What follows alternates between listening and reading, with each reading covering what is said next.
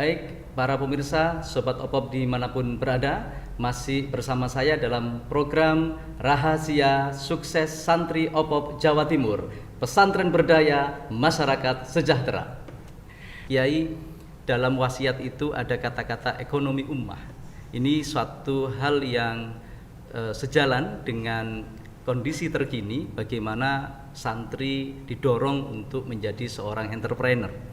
Nah, pengasuh sendiri menyikapi hal ini, apakah sudah melakukan kebijakan-kebijakan agar ada pembelajaran pendidikan kewirausahaan kepada para santri, Kiai?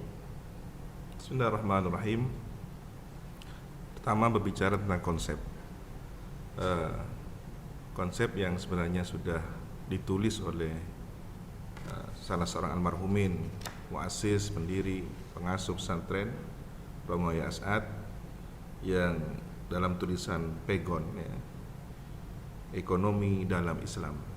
Ini adalah karya tulis beliau, menunjukkan bahwa pesantren ini sejak didirikan sudah memiliki konsep. Namun bagaimana santri atau santri aktif yang ada di pesantren belajar wirausaha?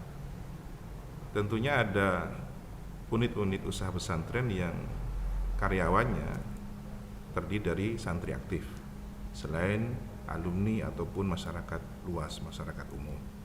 Nah, selama di pesantren inilah kemudian diatur kapan mereka harus berkhidmah, mengabdi, berwirausaha, dan kapan harus mengaji, kembali ke lembaga pendidikan. Tentunya itu ada aturan-aturan yang perlu disesuaikan dengan kondisi para santri. Ada praktikum, ada beberapa hal lain yang memang melengkapi semua usaha untuk mengembangkan santri yang memiliki kemampuan wirausaha tersebut. Kekhawatiran orang tua, Kiai, kadang-kadang ada paradigma bahwa memondokkan putra-putrinya itu demi belajar agama. Tiba-tiba di pesantren mereka juga disuruh belajar selain belajar agama, yaitu belajar entrepreneur. Ada kekhawatiran orang tua, jangan-jangan anak saya nanti tidak jadi ulama, tidak jadi mubaligh, dai, tetapi malah jadi pedagang. Menyikapi seperti ini, tanggapan Kiai seperti apa? Ya, tentunya pertama adalah menjelaskan secara baik kepada wali santri itu sendiri. Dan biasanya ini dilakukan oleh anak yang bersangkutan sejak dia akan berkhidmah di suatu unit usaha pesantren, sehingga di saat dia sudah melakukan tugasnya, sudah ada di kegiatan unit tersebut, mendapatkan modal restu dari orang tua. Nah, dari sini semuanya sudah selesai. Pada tingkat pemahaman itu dari orang tua sudah selesai, bahkan diantaranya memang mendukung karena faktor kebutuhan dan harapan orang tuanya kelak ketika sudah kembali bermasyarakat. Suatu hal yang luar biasa, Kiai, yang perlu menjadi contoh teladan bagi pesantren-pesantren lain di Jawa Timur, bagaimana menanamkan konsep kewirausahaan pada para santrinya. Terkait dengan nilai, Kiai, tentu ada nilai plus bedanya siswa yang belajar wirausaha dengan santri yang belajar wirausaha. Karena santri melekat di identitas seorang santri adalah nantinya lahir sebagai ahli agama, atau setidaknya dia pernah belajar agama yang dalam di pesantren.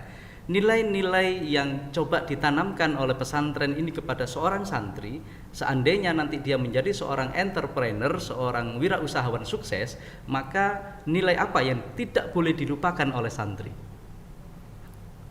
Mengingat bahwa ilmu agama itu yang diajarkan di pesantren ditujukan bukan hanya lulusannya menjadi seorang kiai, ibu nyai, penceramah ataupun pakar agama, tetapi bagaimana ajaran agama ini menjadi seluruh prinsip hidupnya, dari sendi-sendi kehidupan.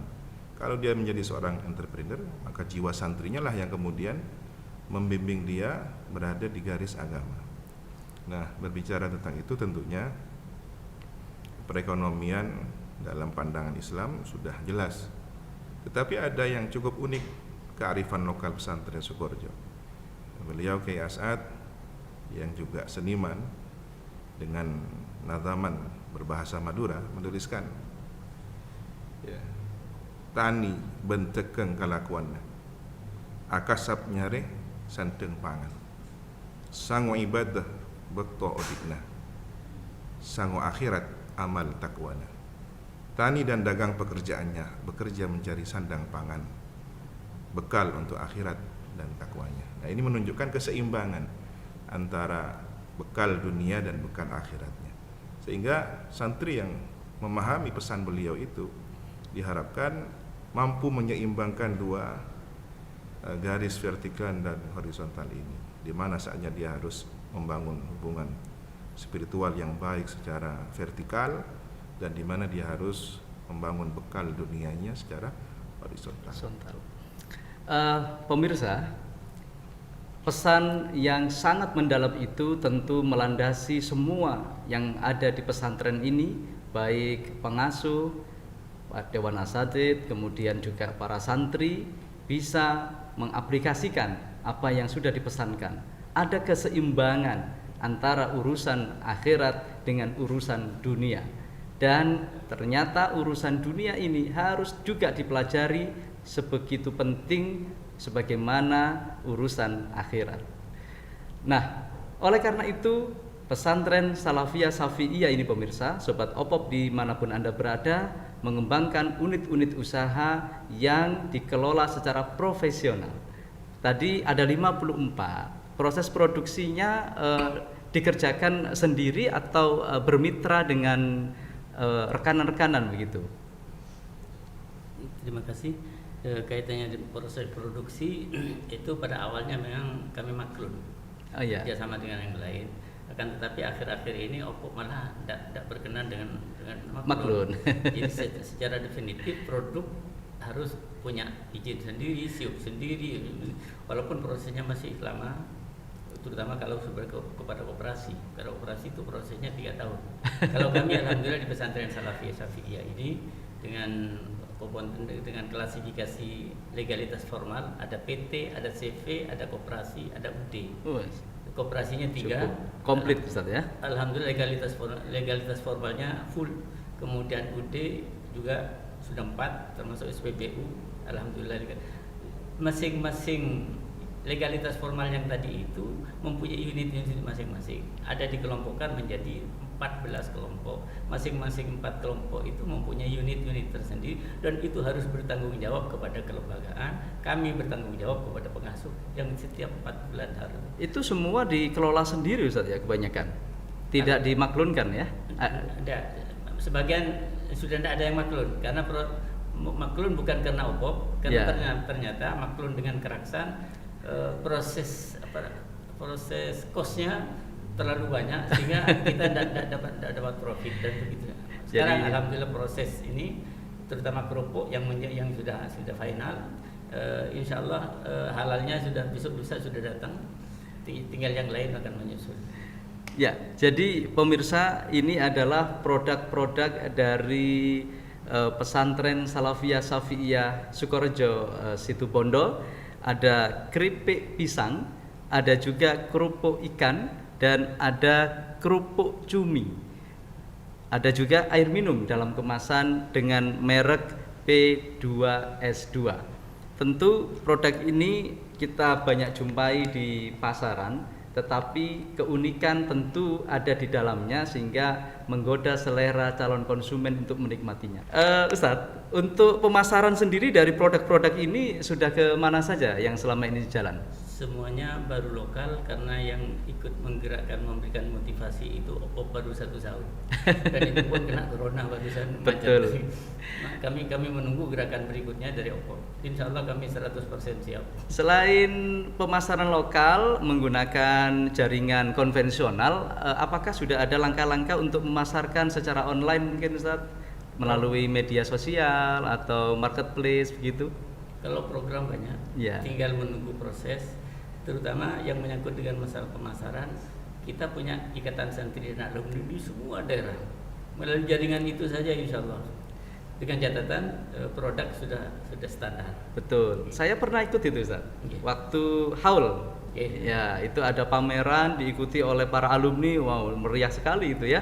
Tapi berbicara tentang usaha yang dikelola sendiri oleh pesantren, Ustaz. Modal awalnya dulu gimana ceritanya itu? Dapat dari mana itu modalnya? Itulah yang tadi dikatakan ekonomi bersama. Perintah KA saat pertama kali koperasi, dirikan koperasi, ikuti aturan pemerintah perkoperasian. Itu ternyata dia dikaitkan dengan aspek hukum oleh teman-teman, tidak ada masalah pada waktu itu. Satu. Nomor dua, di Ikhlas Alumni itu tahun 2000-an itu sekitar 22 koperasi yang sudah berbadan hukum miliknya Ikhlas. Masya Allah. Cuma karena perkembangan ini, perkembangan sudah barang tentu, perkembangan pemerintah, usaha pemerintah juga ikut.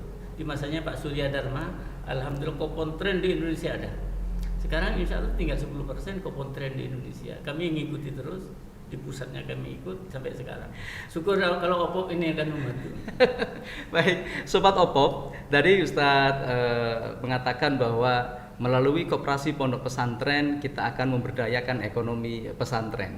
Melalui program One Pesantren One Product, kita berupaya agar di setiap pondok pesantren akan berdiri koperasi pondok pesantren, sehingga nanti akan lahir minimal satu produk dari satu pesantren. Saat ini anggota Opop di Jawa Timur sudah tercatat 350 pondok pesantren, dan semuanya pada akhirnya harus punya koperasi pondok pesantren.